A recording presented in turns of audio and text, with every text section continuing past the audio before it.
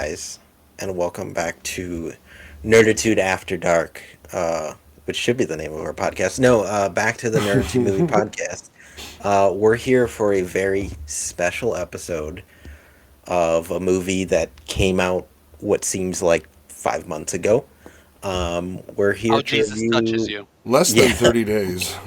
We're here to review Dune, um, Yes. Hallmark which may or masterpiece. Fear is may the not mind killer. still be on HBO Max by the time you're watching Until this. the 21st, it is available. So it doesn't matter Yep. when So you're you watching got, like, this. 9 days. Now you know. 9 You date it. You From today. God damn it. The whole Sorry. point is you don't say how many days it is, so you just say the 21st, and then they Rewind. watch it, and we could release it after. They'd be like, oh man, I must have watched this episode late. They would blame themselves unless you go 9 days from today. So, Oh yeah, 9 days from today. before we jump into the movies, let's do a quick, what you watching. What you watching? I just finished the last season, or the third season of the show You on Netflix. Oh, that show. Lucky. So I got sucked into watching that show because of my wife. She knows I'm a true crime buff. So, but when season 2 was on Netflix, she's like, "Oh, you got to watch the show You. It's really good." So I start watching it, and it became me watching it to make fun of the killer in the show, because he's like a fucking bumblebutt. Like, every episode is this guy supposed to be this like handsome killer, and it's just him fucking butterfingers just messing up the situation. And that's the entire show. Like, he's like mentally retarded but handsome, and every episode is like, what is he gonna do now? Like, It's the opposite of Dexter. it's not a good show, but I'm like obsessed with making fun of it. So I just watched that, and we also ran through all of the Paranormal Activity movies. We're as doing well as that the right new now. one. I really want to watch Start the that new one this so weekend. bad. And the new one's a good found footage. It looks good. The trailer, I actually I caught the 30-second or whatever it is TV spot. Looks What's really that one awesome. called? What's the new one called? Butthole Next Dimension. Weekend. What was it? Butthole Dimension. Is that what you said? This is what I said. Yes. It's called Paranormal Activity Next of Kin. Next of kin. And- Okay. Yeah, there are people who are arguing like it doesn't connect. But like, if you go into those movies with expectations other than sitting down watching a found footage movie and eating popcorn, like, you're an idiot. Like, Well, it's It's like, do you want him to have Katie at the end of every movie? Is that it? Does she need to appear Yeah. and like do the No, final killing in every fucking movie? they want Samuel Jackson to be at the end being like, we need to talk to you about the Avengers Initiative. Yeah. Well, I do want to see like. Okay, so there's I can't remember what it's called, but it was like Meet the Blacks, and it had Omar. I can't remember his name now.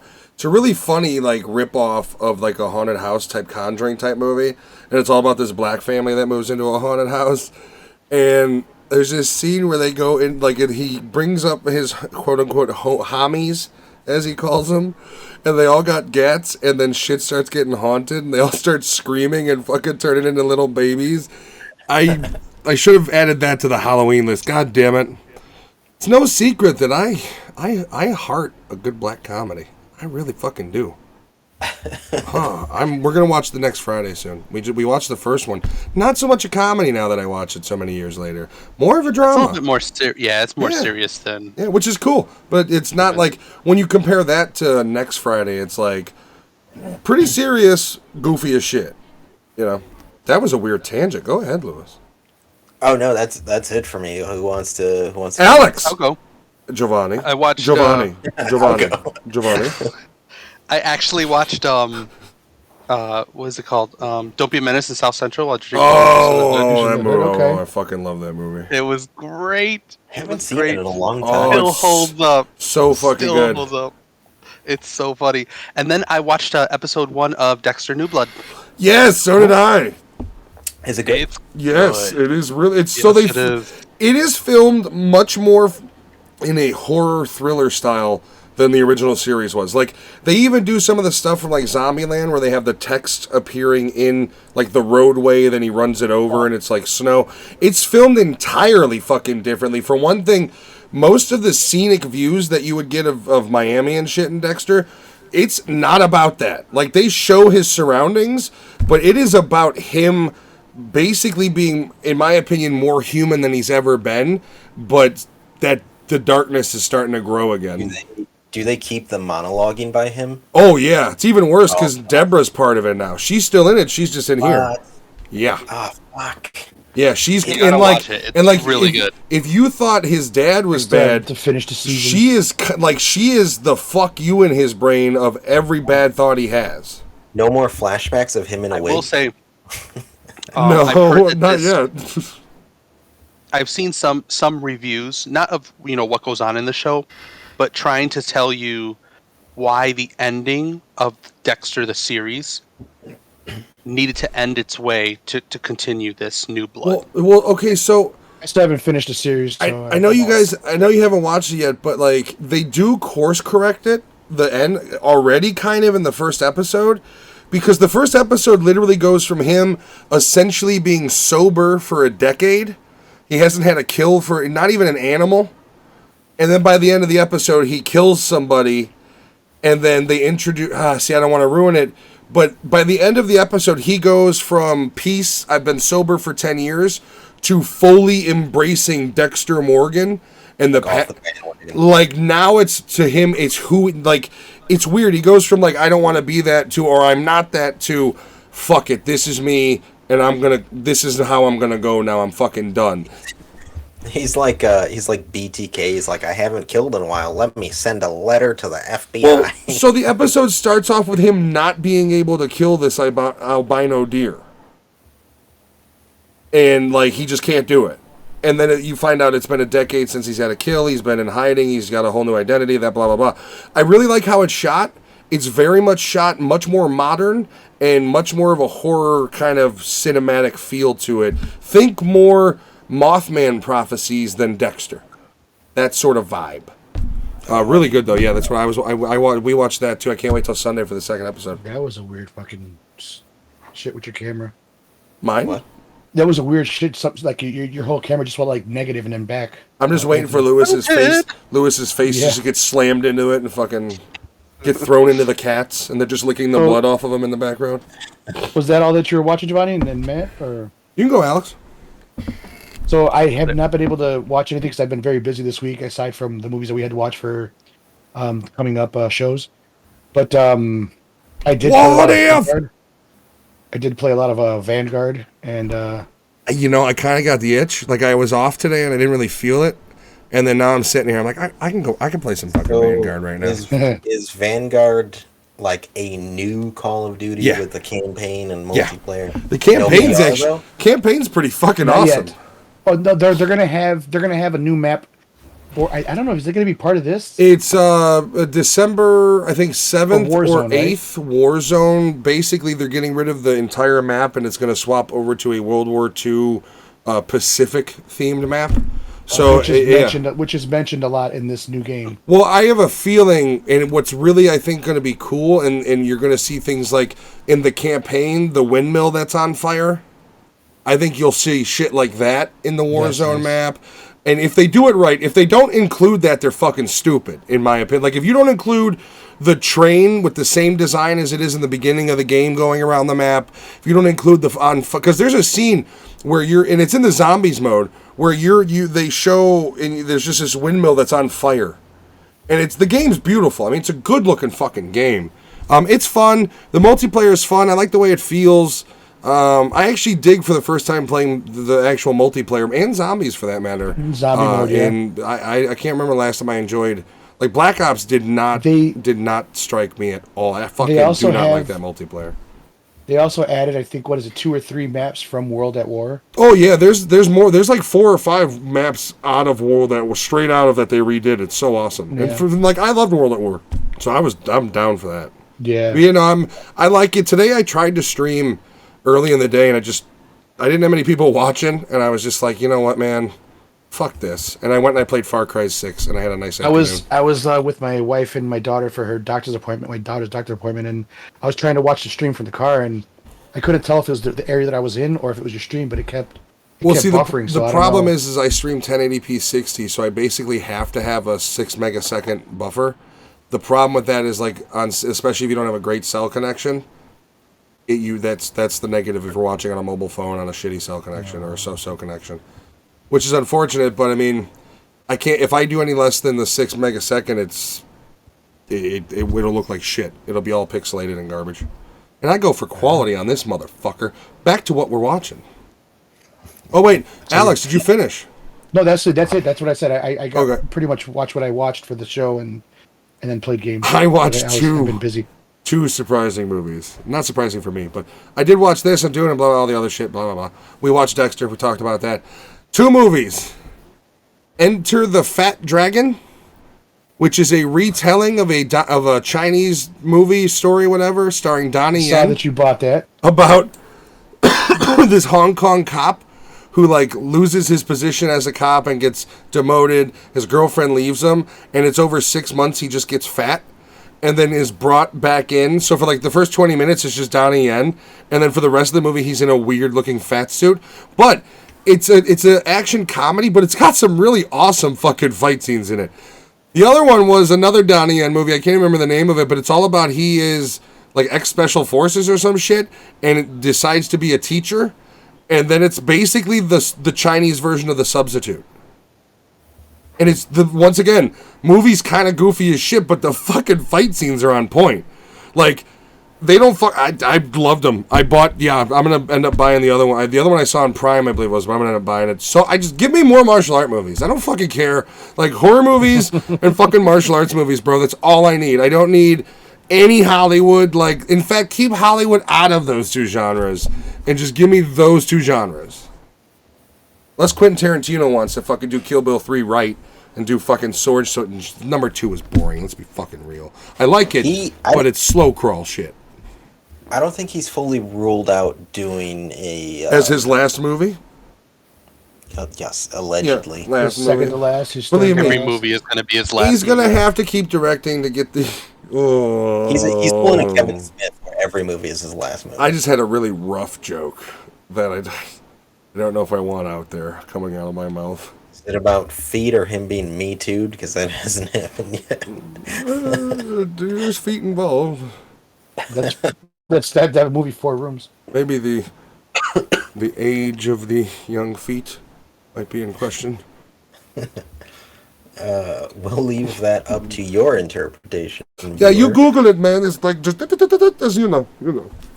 Fucking Let your fingers do the walking. Yeah, because I ain't doing that talking. I ain't getting fucking See what sued. I did there? I guess with all that out of the way, we will talk about our one movie for the night, which Dune. Fucking Dune! Which for a little bit of backstory, it's adapted from Frank Herbert's book Dune, which was a series that he actually never finished. He died before finishing it. His son took over. Piece of shit. Books got really bad. But Dune was for the longest time a series that was determined unadaptable, that it would never make it to screen. It almost did in the mid-70s. It didn't. Then it went to David Lynch, who made Dune, which now is a walking meme. Wait, so I read... Do you know David Lynch? It explains... I read Bram Stoker's Dune. Was that the wrong book? Bram Stoker. Please, go on. So, but I will say before we talk about the Dune movie, the Dune that was going to be made in the 70s was going to be by a French, I believe he's French, director. I don't know how to say his name. I think it's Jaworski. Okay, so I just want to, because you said French, is Dune huge to the French people? Because Luc Besson, if you think Fifth Element, I mean, think of how much shit is taken from Dune in that movie. Well, yes and no. So So Dune has inspired a lot of things, but along with Dune inspiring stuff, uh, Jaworski, I'm gonna butcher his name. The dude who was gonna do the Dune in the 60s, Do the 70s. Dune. Do the Dune! He was going to make the film with H.R. Giger designs and all this shit. Film didn't pan out. He left, and a lot of stuff he wanted to bring into Dune also inspired movies like Fifth Element and all that. The Inkill, the Meta Barons, like a lot of cool sci-fi shit actually came from that director as well. So I'm glad that this version of Dune does it so well, because like they do, from as far as translating the designs of the carrier crafts and the armors and shit like that, pretty good job of translating, which is awesome because it does in some cases look like the newest Star Wars, the trash ones. When you look at the scale, because nothing in this movie is small. Every wide shot is, and this is, I can understand why they had that whole thing of like, you need to see it in the theaters in IMAX. Because, I mean, there is a certain scale to this movie of just fucking massive. I mean, the scene where when they get attacked, for instance, is like, I watched it with my wife, and as a fan of sci-fi and action, I'm like it's one of the few movies recently to have me just kind of. So you said that this is something you should see in IMAX. You did not enjoy watching it at your own home and your own TV. Oh, I with your loved own it. Sound system? I loved it. I'd rather watch it. But, okay. But I'm just saying, Well, I can understand why they would but say let me- it's the best way to watch it. All right. So with that, like I said earlier in the week, I was out with a friend and we were talking, and he's a cinematographer, and he said that this is the only movies he's seen in the last 2 years, since the pandemic started. And when he went to see it, he really liked it. He said, but this is something that you can actually watch from your own home and get a better view of everything, because while he was sitting there watching on the screen, he said there was so much color and shit that was lost because of the type of screen and But does that comes down to theater though, per theater, not necessarily. Well, it was an IMAX that he was watching. Yeah, but they're not all uniform though. That screen may be shittier than another one. Like, what theater was it that he was in? Well, it was somewhere in New Mexico. So like, that's the thing, is like, and it really depends. Like, if you are going to the IMAX, you better be going to a theater in a high populated area with lots of traffic. Like, you don't go to the budget theater at 10 a.m. and expect the best screen, I think, is one of the problems. And we've talked about that being a problem in the movie industry in general, or the movie theater industry, where if I go to the movie theater, I should be able to see the primo at 11 a.m. Like, I shouldn't be in the theater that's bleeding audio to the theater 2 theaters over. But that's how it became, where I'm an early guy. I like cheaper movies. For $10 or $7, whatever it is, as opposed to the $15 you charge more, you mean? I should still be getting the same fucking quality. Like, it doesn't matter the cost or the time. You shouldn't differ the quality of my experience by your rate you're charging because it's early. Like, I don't want to fucking hear the kids' movie a theater over. Go fuck yourself. But in our conversation, he said that, him being a cinematographer in the movie industry, he said he still loves theaters. He said this movie you can actually watch if you have a good enough sound system and everything. He said it's fucking amazing at home. I watched it on 4. And the subwoofer utilization, the low end on this fucking track is like every time, like when the vehicles or something when they inflate to take off, and it makes that like like sound. There's thumping. My subwoofer thumps like I have it turned down, and it fucking, this track was pumping it. Did you the guys? scene where the worm comes up to him? Yeah. My woofer was This one. Well, the soundtrack itself has that like shit. like it's got that kind of weird like industrial, like, it's a great score. Like, this is a score that I could probably listen to. I would probably buy the vinyl because I'm a fucking snob in some ways. I don't know. I can't recall if they say what the actual sandworms are called in this movie. They're Shai Halud, but I don't know if they say it. Well, they also They reference him to being the one that controls or whatever. That's Muad'Dib. So I was texting Matt about this. I love the books. I love the movie, but I wonder if for people who are like coming into this because they're like, oh, it's a sci-fi movie, if some of the movie was a little lost in translation. As far as Because like in-depth detail of the story, yeah, there's some stuff, but I mean, there's some stuff I think that was removed for. I believe you're going to see some of it in the sequel, in flashbacks and other things, perhaps. For one thing, they only kind of scratched the surface of the relationship between Paul and everybody else. Like, if they're smart, they bring back more scenes between him and his father. But they do them in flashbacks of him remembering them in the sequel. They have to. Like, there's a lot of stuff I think they left out with the intention. And I do have to say how I don't like the fact that it was broken up into two movies. I'm just that way. I kind of want a complete story. I will say how they end it is probably one of the best ways you can, because they end it quite epic of just kind of like, it's basically he is transitioning from boy to man and he's taking up his spot. So it's like they did break it up in a good spot. It's just like now you got to wait for the next one.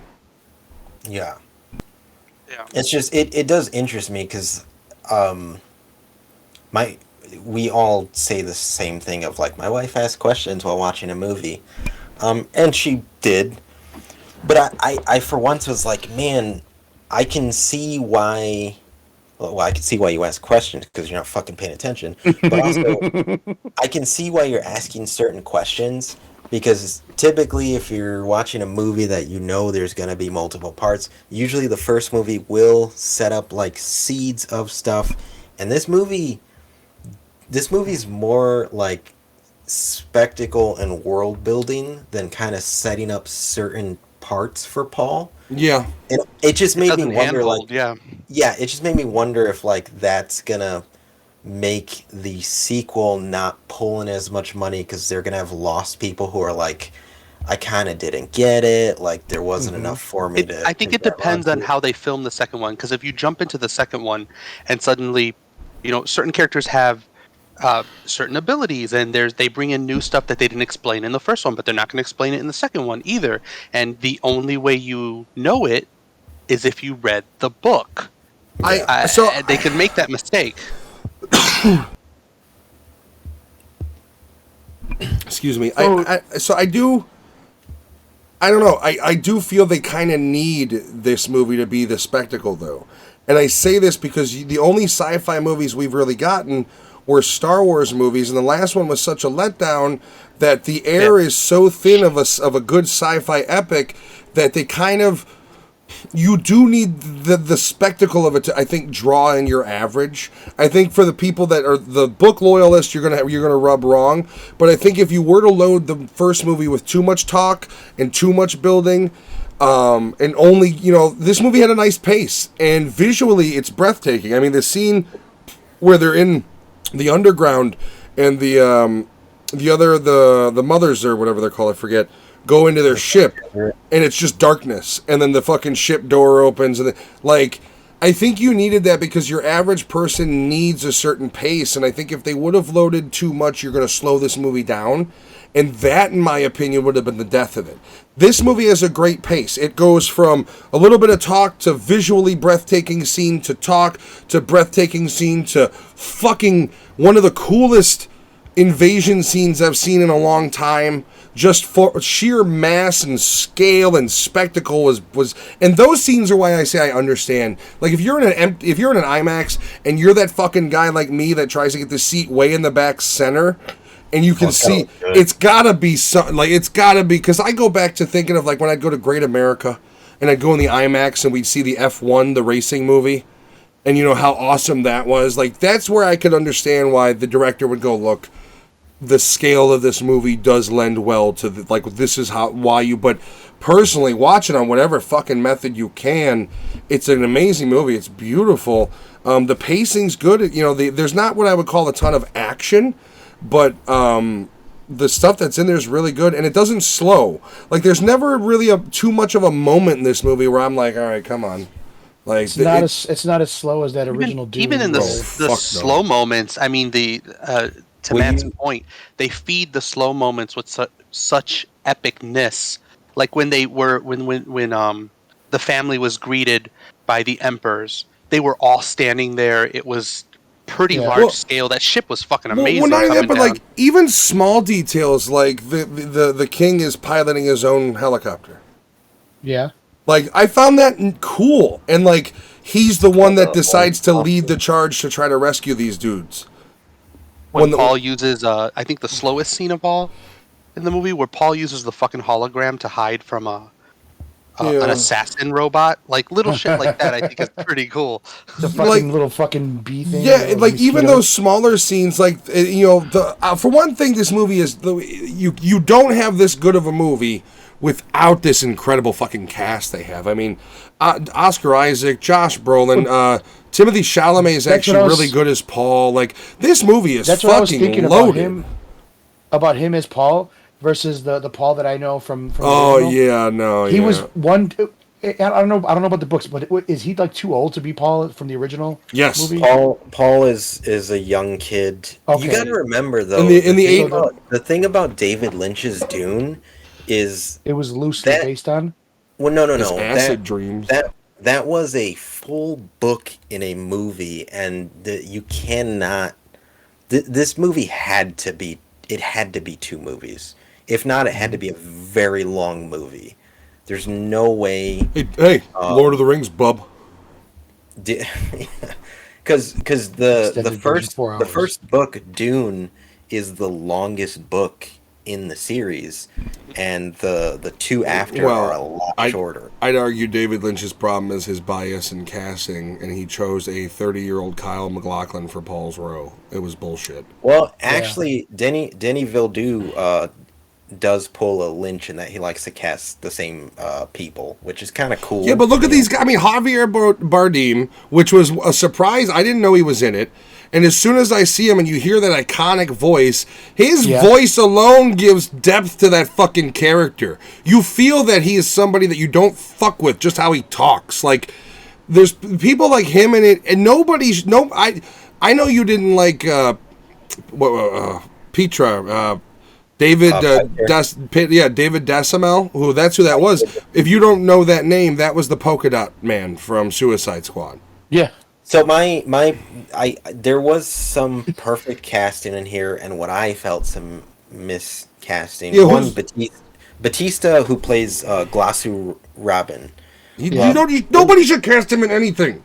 In the books, he's presented as not as smart as Baron Harkonnen, but not a retard. Well, to be fair, you don't know how he's portrayed in this movie because all he does is yell like a gorilla. Exactly. He yells and and fucking hits things, and He has one line where it's like, "Are you sure, Uncle?" And that's like it.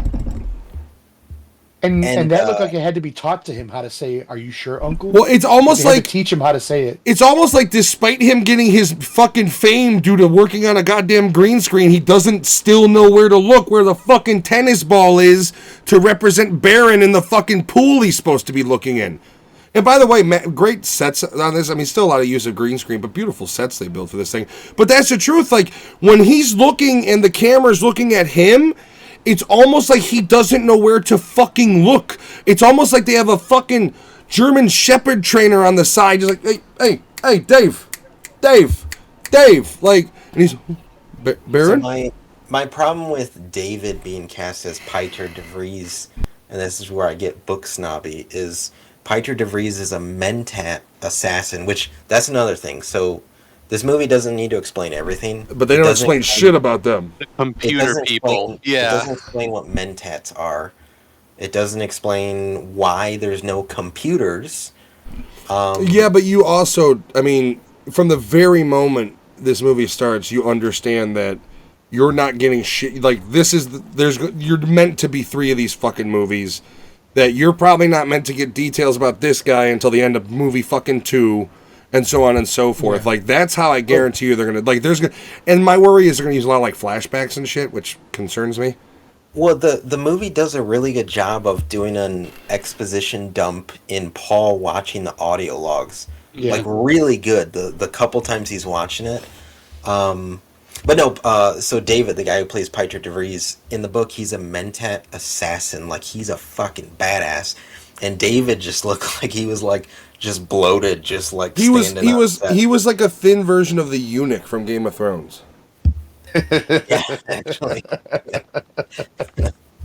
Oh God. But with that said, I don't think his performance was off. I think loyalist wise, but once again, it's one of those things where it's like they show him enough, but not enough for you to understand that he's going to play a bigger role in number 2. Mm-hmm. Like they show him enough in close-ups and shit. And was he alive after the gassing? No, he's dead as dicks. He's gone, right? So that's I think a problem. Yeah. In the books, there's a lot of dialogue between Baron Harkonnen and Piter de Vries, and it's fucking badass dialogue. And they just took it all out, which sucks. See, killing him is a problem. If you wouldn't have killed him, you had opportunity in number 2. But I forgot that he's yeah. But like you Batista's said, still he was alive. on. Batista's still alive, right? Yeah, Glossu's still alive. Yeah, but Watch, they're gonna. He make wasn't in that room. Yeah, but They're gonna make the dialogue between the two of them. But the only way you can have dialogue is if you do those flashbacks. But then it's like you still have, unless the flashbacks are such a large role that they show how he was behind and orchestrated. But no, I think the problem with it, by killing him, you fucked up that entire arc. This is what I'm talking about. If they do those flashbacks, you're bringing things into the second movie that people are going to be like, well, no, wait, I've seen the first one. When did this happen? Like he was in it for 10 minutes, then died. But why is he so important now? Exactly. That's what I think is going to happen with Jason Momoa. They're going to bring him back in some kind of flashback scene. Well, they already with, fucking Paul. did. But he's not dead. okay. Well, they show him. So because they show his eyes in the fucking desert when Paul finds the rock watching him. Was that right a hallucination or was that real? Well, also the stuff that Paul was looking at wasn't all happening the same way either. I know that whole sequence is broken up in a weird way. Yeah. So, well, I don't want to say, because I might ruin shit for people who want to watch the movies as they come out. Yeah. Or no, fuck those well, people. they've already changed the book. They killed the dude off in the first movie. Fuck it. So Paul is a Kwisatz Haderach, which nerd. Just to remember that, yeah. Fucking nerd. He's trained as a Bene Gesserit. Benihana. I've been there. And the Kwisatz Haderach is essentially, it's like the coming of Christ. This movie is inspired by Islamic culture, and a lot of people took issue with that. But Paul is a being that is trained to eventually like unlock his fucking third eye and be able to see in the future and in the past at the same time. So which is his visions. Yeah, what you're seeing, his visions are true. They just haven't happened. So my thing is, in that specific scene, because it's directly after they kill Jason Momoa, they're walking up to the rock and they're getting to the actual kind of entrance of where they meet these people. Jason Momoa is clearly one of them watching over him. Mm-hmm. Is that him or is that a vision? Nope, it's him. How the fuck does that work? I don't fuck people and fuck you spoilers. Well, I want to know. That's a problem with this movie. If he was already a part of it at the beginning. Well, no. What I was gonna say is the problem with this movie, which I wish they would have dialed back on the visions, is you're gonna see those things happen. So it's gonna be like, okay, but why are we doing this again? So the viewers are probably gonna be like, what the fuck? Like we've. Well, when I watch it, I literally go, "That's Jason Momoa's eyes," but he just died. What the fuck is going on? And I still don't know, frankly. So the books get all sorts of weird. The third book flashes forward like couple thousands of years, and then Frank Herbert's like, we've made clones of all your favorite characters, and it's like, all right, come on, dude, like Duncan Idaho's back again, and Paul Atreides is back again, but he's not dead. When in multiple thousands of years, no, he's not dead. He's not dead. No, but what I noticed from the beginning was when Paul comes to talk to Duncan, he tells him, "I've been having these dreams," and you look at Duncan's face, he goes, and he listens, and he says, "There's this girl," and he goes, "Oh," like he was expecting him to say something, like Duncan already knew something about Paul. No, Duncan doesn't know. Duncan checks in. Am I right? It's just Paul. But did you notice that though when he says something to him? Yeah, he gooses him. When he gets he just stops and he whatever he's doing with the fucking ship, and he looks at him, and then No, he says that I think it was more like a concern of like, because there's so much that this movie doesn't explain. Duncan Idaho is the best weapons master like ever. So I think if the yeah. movie would have like given a little bit more on that, it would have been like oh shit, like he thinks for a second he could be bested, like something bad is I'm gonna happen to him. I'm just gonna And it say kinda this. brushes it off. By the way Momoa fought in this movie, I'm pretty sure Idaho fought with the Dothrakis because he fights the same goddamn Dude, way. he's fucking bad. Isn't it awesome that he's just wiping dudes? Like, literally the scene where he's walking to the final fucking helicopter and wipes out 3 of them. It's just like, come on! And they back away from him like, I ain't fucking with that dude. Like, and he just, I'm watching and I'm getting to that point and I'm like, why did, like, I literally saw articles of people ragging and making fun of him. I didn't understand that either. And it's like he's legitimately badass. Like, yeah, he's so awesome. and not only that, but he's a likable character. Like he's loyal to the desert people. He's in with them. He's one of them. And then, but he's also like loyal to the kingdom. By the way, Oscar Isaac is brilliant in this. The whole scene where she's like, "There's something you need to know about Paul," and he's like, "I don't think I want to know." When he turns around, but that's a scene where that character can go real dickish. And just be like, you fucked him, but instead they take him to a different angle where he's just like, I've trusted you since the day, and like you think he's kind of gonna go like hard on her, and instead he's like, you gotta fucking protect him because I'm gone soon. Like there's a certain, like he is not part of that spectrum of power, but it's almost like he still foresaw his future. And that's how good of a casting he was, because I know the books, I know what's gonna happen, but when he dies, I'm like, but I want more of Oscar Isaac. Yeah. Like. Yeah, like the whole scene where he talks to the leader of the desert people, and he's like, "Under my rule, you're not going to be attacked. Like, but we're going to be in your sands." And the dude's like, "Honorable, that's all I have to say." And he like just walks away, and it's like, I want more of that motherfucker. Like when, Dude, and then when it comes to when it gets to the Yeah. point of the end, and Paul is besting him, and he's like, "There is no relent," and it's just like, and then his poor, he's never killed anybody. And it's like, motherfucker better learn. He's This is never one of taken those a life. movies I like where it does the way the main character grows. It does it very, very well. I also, Like by the you way, not knowing who Timothée Chalamet was, seeing him in this, I'm actually okay with him being Willy Wonka. I liked him in this movie quite a bit. Yeah, a little bit. I thought he's a good actor. He's going to be the young version. The young version. But yeah. can Willy Wonka like do those sweet ass martial art moves that Paul knows how to do though? Like, I went to Loompa Land and had to fight a schnoz wrangler, and he's just like fucking John Wicking the shit That's out when of he's it. going to bust out his fucking moves. Right? I want to So see that.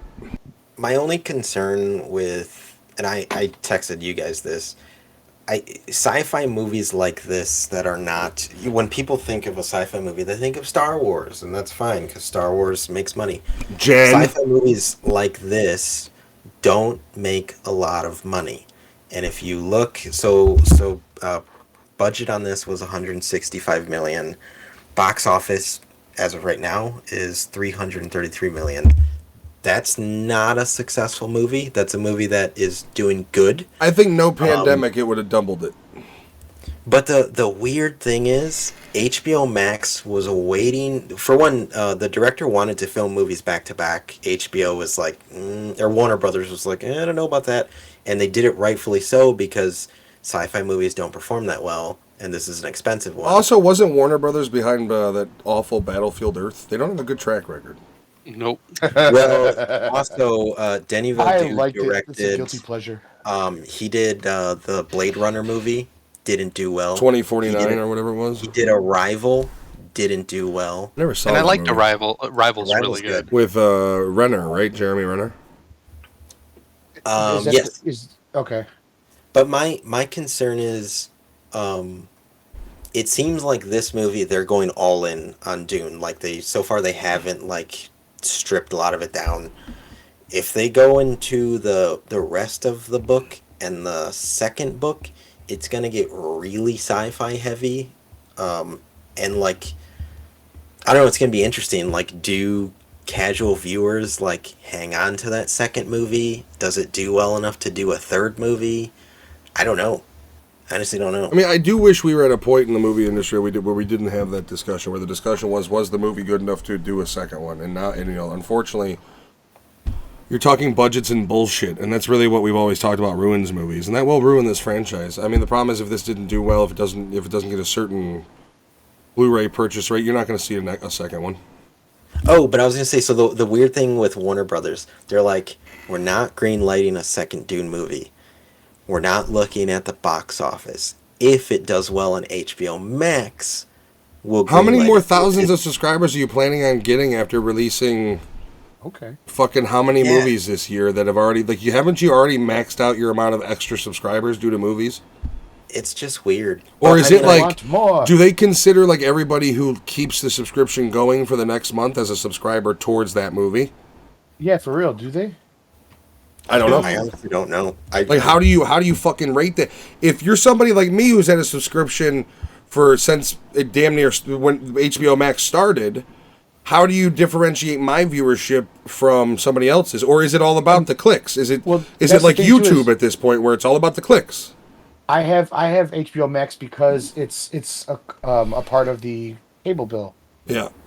So we subscribe to, well, I'm not we, but my old man, he subscribes to HBO Max or HBO, and we get HBO Max. I'd have to imagine that they go by plays. Like they have to be going by a YouTube-esque system. Times it's watched? Yeah, YouTube-esque system at this point where it's like, if you get somebody who plays it 10 times, it doesn't matter. That's going to count towards 10 views, thus going to its total. So I guess they look at if we've got 10 million subscribers, let's say, if there's 4 million plays on this movie, it's successful. Like I don't know how they do that because you can't I'm at 3. You can't be betting on them. You can't be betting on this movie bringing in new subscribers anymore. Not after Mortal Kombat and all these other ones they fucking released. King Kong, like there's got to be another metric. And the problem is if you're going that route, you are already in a limited pool. YouTube's not limited. Millions upon millions of people can not only get access to it because it's free and out there, but they could click it and play it 36 fucking times a day if they want to. Not so much. I mean, not only that, but this also has a limited 30-day window. So it's like, how much profit, if you want to maximize clicks, let's say on HBO Max for this movie, how are you supposed to expect profitability from digital and physical releases? That's what I don't fully understand is like, I don't get their metrics because it has to be a click base, but even that falls into because HBO Max doesn't have it does have ads, doesn't it, for the cheapest version? No. So if HBO Max doesn't have ads, it starts on an ad at the beginning, and it's for an HBO product, and that's it. So where is the extra revenue coming from to even say this movie has made this much money? Like the problem is they don't release any sort of their metrics or how they even look at it. So it's all bullshit until somebody says, well, this movie got 6 million clicks and we have 8 million subscribers. So that's a good percentage. That's 60% of the subscribers enjoyed the movie. We'll greenlight it. We'll anticipate at least 60% retention. But then the next one that comes out is going to be in theaters. And theaters still aren't fucking right. I mean, the problem is, as we talked about prior, the theaters aren't as appealing. When I could watch Dune on my 4K TV at home with my sound system, I can go to my bathroom, I can eat my snacks, I can pet my dog, I could vape. Theaters don't appeal to me like they once did. Here's something I want to say. So I know someone that they don't go to the theaters ever, but they always have bootlegs of all these movies. So what does that tell you? People don't want to really go to theaters. They'd rather buy fucking $5 bootlegs, $3 bootlegs, and they don't care what looks like. And that's they why just want to watch the fucking movie. And that's why I've said for a long time, and especially like recently, why I think the direct to a digital source is the best method. Because people would much rather buy a $5 shit copy outside the Chinese buffet than they would deal with getting their family or whoever they're taking with them, dealing with the struggle of going, because a lot of people don't live in major metropolitan areas. You don't have movie theaters like Chicago and other surrounding areas like here do. So it's not, it's much nicer for some people to download it. And theaters are better than our fucking roads. Also, people don't understand, people don't understand how many fucking people watch movies in their bedroom on a laptop together. Yep.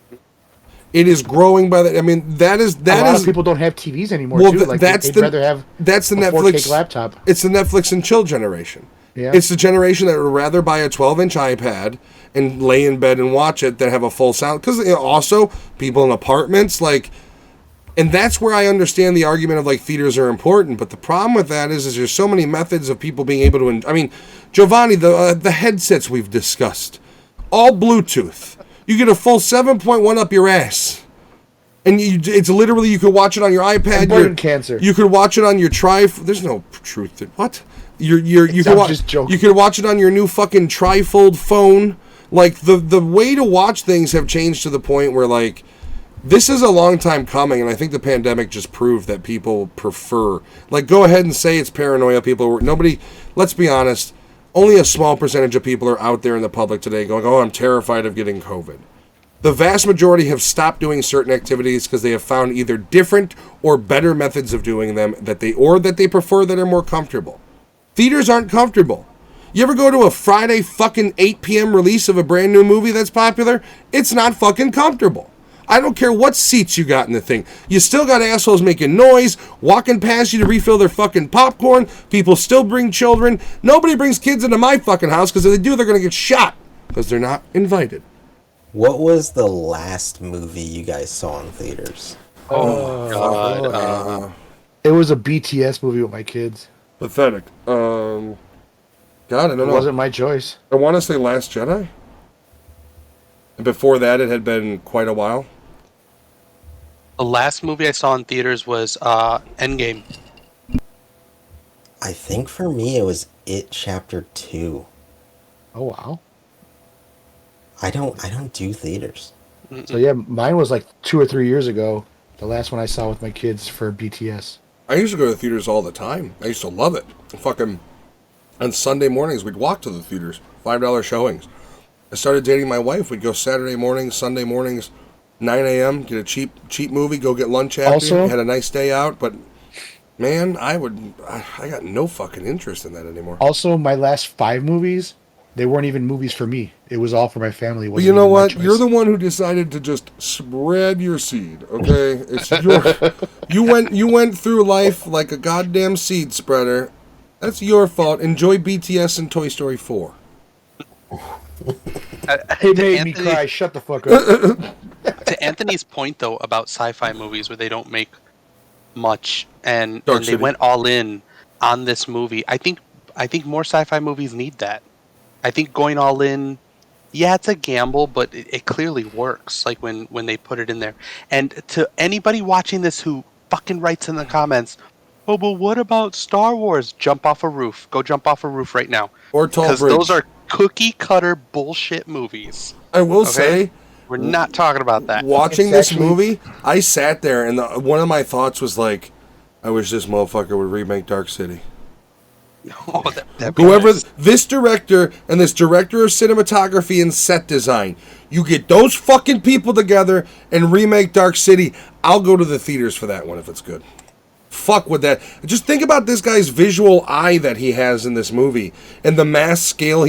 Imagine Dark City on a mass scale where with modern CG you see the city being rebuilt and transformed, and it does like the way this guy works with his directorial and his cinematographer and the set designs was one of the most impressive parts. I mean, and once again, that's why after seeing it, I will give his comments credence to like where you really need to see this on a big screen, because I can understand why he would feel that way. Because I mean, he knows how to build a scale. Like it's really awesome. So one of my favorite films actually by him, not sci-fi, Sicario. Ooh, Sicario's a good fucking movie. Mm-hmm. Yeah, but I don't know. I'm excited to see a second one, and I hope it does good. And who knows, maybe Chris Pratt will be in it because he's in everything. Yeah. Maybe he'll play all the roles. He'll play Paul. Yeah. They're gonna replace the worms with Chris Pratt. It's gonna be great. Can you imagine a Chris Pratt coming out of the ground? He'll actually play the king in flashbacks. Oh man, I don't know. I really liked the movie. I thought it was beautiful. There I did wasn't too. a scene that like didn't look good. No, yeah, it was great. Shit. and they stuck true to the machinery. And while I wish for a little bit more lore, I understand.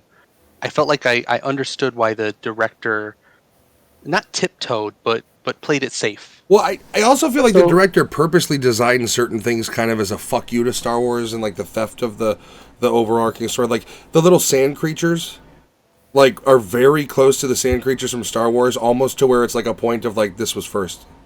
Understand, Yeah. this isn't a copy; it's the other way around. And they're human sized. They're not like little fucking miniatures. Yeah, like so it's I don't know. So Yeah. what you said you liked the score and shit? Hans Zimmerman, I mean Hans Zimmer, not Zimmerman. Sorry, Hans. Hans Zimmer. He did a lot of fucking shit, man. He's got some incredible scores. Yeah, Gladiators, probably Inception, Dunkirk, Probably in my opinion, one of the best OST scores out there.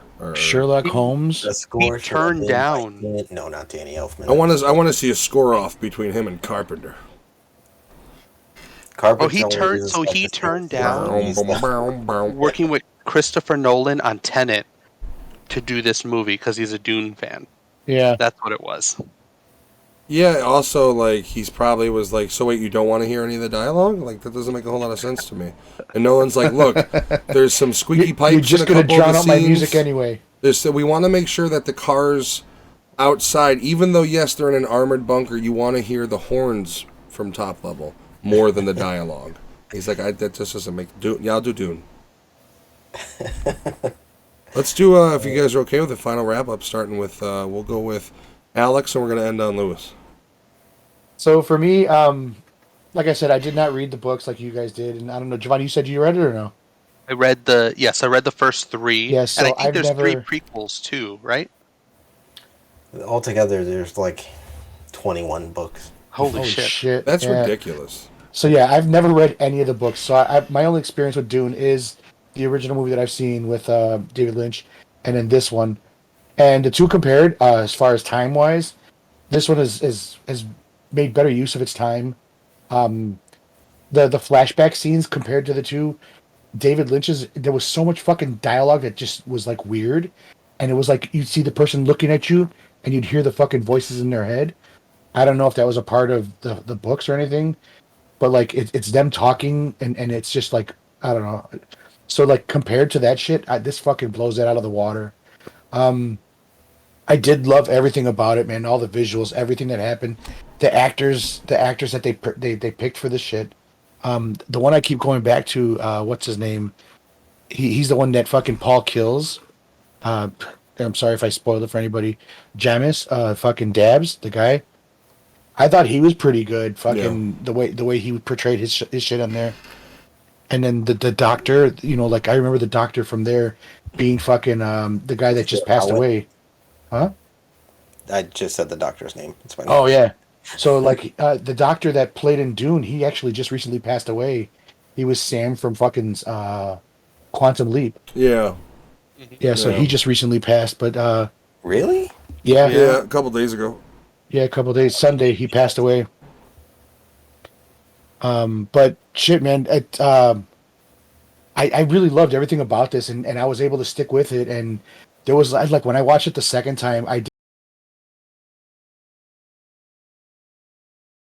in the house and shit. But I really liked it. So I'm gonna give this a four. No, we doing that yet or no? Yeah. Okay, Yeah, so go. 4.5 for me. 4.5. 4.5 dogs. Giovanni. I was gonna say I'll go fuck y'all. Okay, so Okay. I read the first three books. This made me want to dive into Nerd. all the other books. And while there were some things left out, like the Harkonnen, the evil guys, they should have Harkonian? been the Harkonian, the Hardons, they should have been like they're more grotesque looking in the book. I mean, they are fucking ugly. But They have blisters and shit, right? yeah, they're like disturbing, and what Anthony was mentioning about Paul was secretly being trained as a Mentat, and I would have liked more lore, but I understand why it was filmed this way. I understand The scale he was going for. The Paul, score is beautiful. The visuals are beautiful. Paul is Here- going to be here's- Paul is Duncan's kid. Here's what I think about what they're doing. They're going to change it. Now they want all the villains to look pretty, so people could come back to want to see them. Stellan Well, no, Skarsgård I was mean, not look pretty. at Baron. Baron was disgusting. Like, Yeah. even Batista's without the not pretty blisters. either in this. Yeah, no, not at all. When in the second movie or the second half of the book, they're going to introduce Fade Routha, which is like a young Paul Atreides rival. Are they pretty? He's a conniving fucker. He's not like handsome. It should be played by Bruce Campbell There you go. as an Danny assassin. DeVito. Danny DeVito. Rumham! I do Danny believe DeVito. Danny DeVito. I do believe that this movie is what sci-fi needed.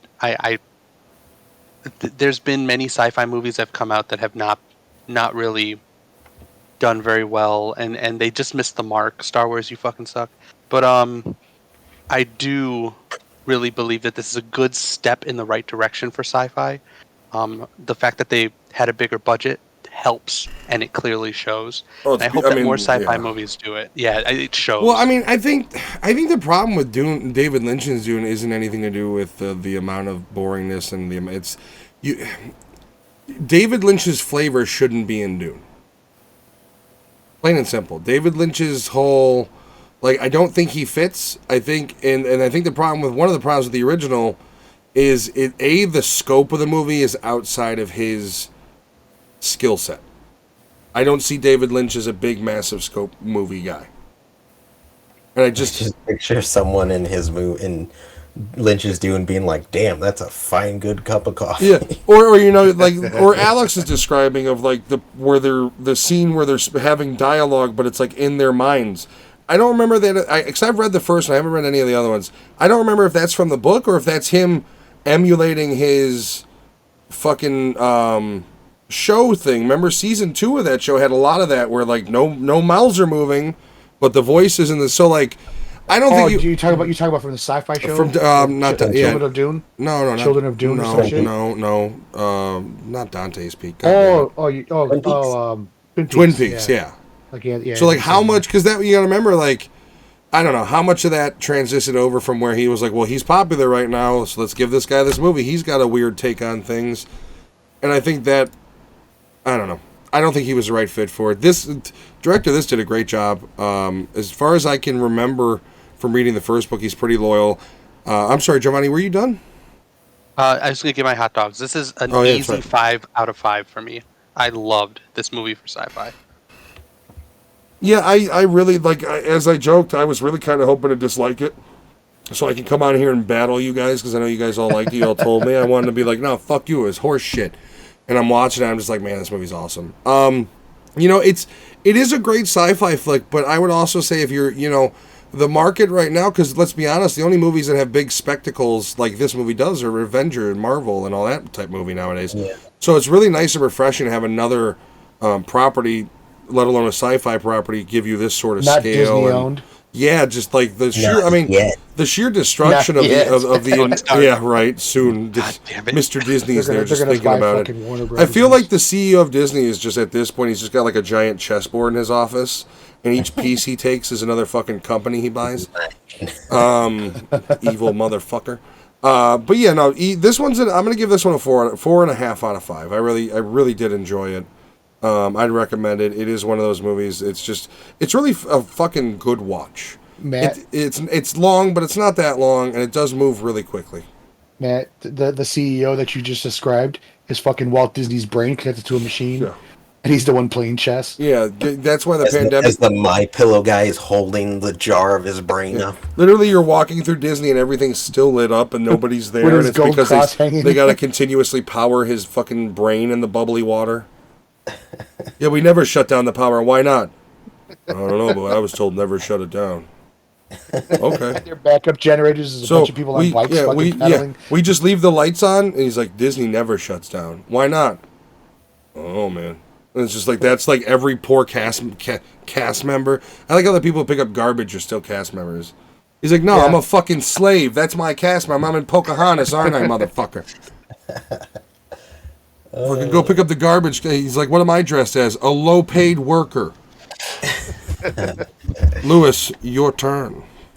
Oh man, I have a lot to say. I think all of the book gripes I have about this movie are perfect for people who read the book because it makes us really want to see the rest of it. And the movie does a really good job. You can tell the director is a fan of the books. When I knew this movie was announced, I had no idea of who I'd want to be cast in these roles, and everyone he chose, with the exception of Piter and Drax, was perfect. Like Javier Bardem, I never thought he'd be a good Stilgar. Perfect. Jason Momoa, fucking awesome. Jason Momoa really was fucking awesome in this movie, man.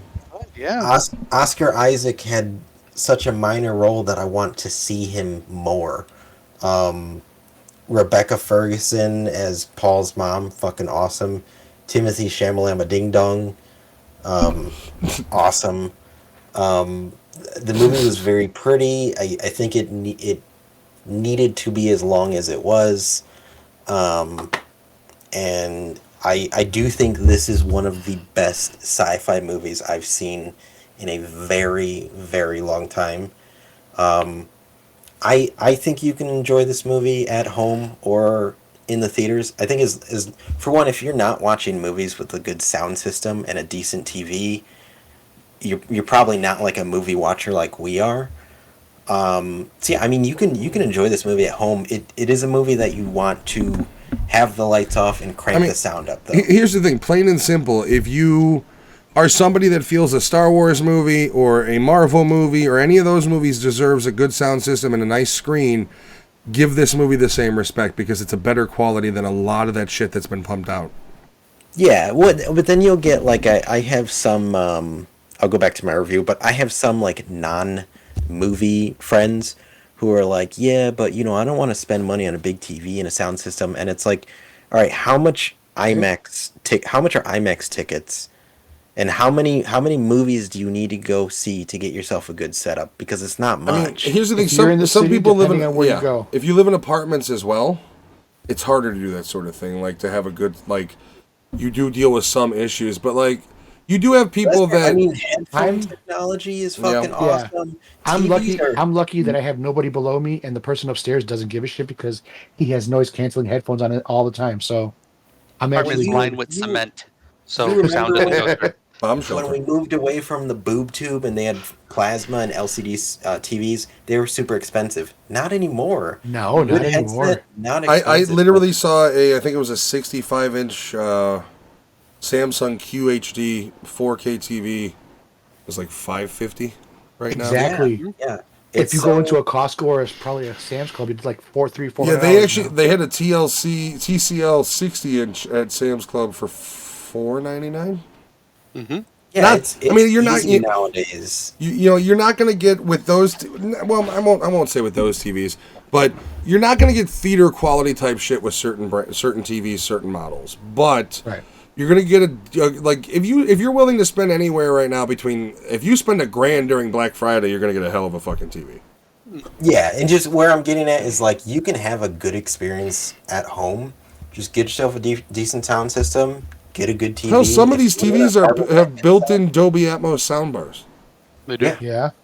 There's options into this idea of if you'd rather go to the movies, that's fine, but don't bitch because you watch everything on an iPad. You've chosen that. It's not. How much do you spend on? And this is my thing. Our generation is a generation of partying too. So it's you have people saying this is too expensive. But you've got no problem dropping how much at a bar on a weekend binge drinking. Yeah, I don't understand. You got no problem. Weed's getting legal places. You got no problem spending how many hundreds of dollars on fucking weed. And it's I spent $90 at the bar on that one day that I went out with a friend of mine.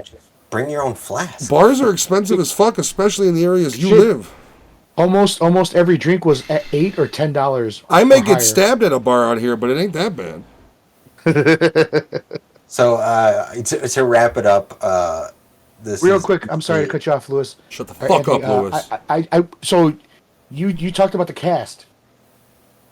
I feel that the Zendaya, her acting I don't like her. is like the same in almost all her fucking roles, but I don't think she did a bad job in this movie either. Well, what To did be- she have to to be do in this fair, movie she- besides looking at the camera like? I was gonna say to be fair, she didn't do a lot of acting. Yeah, but when she did have her dialogue, it sounded like a fucking Spider-Man movie, but she did have she did make a point.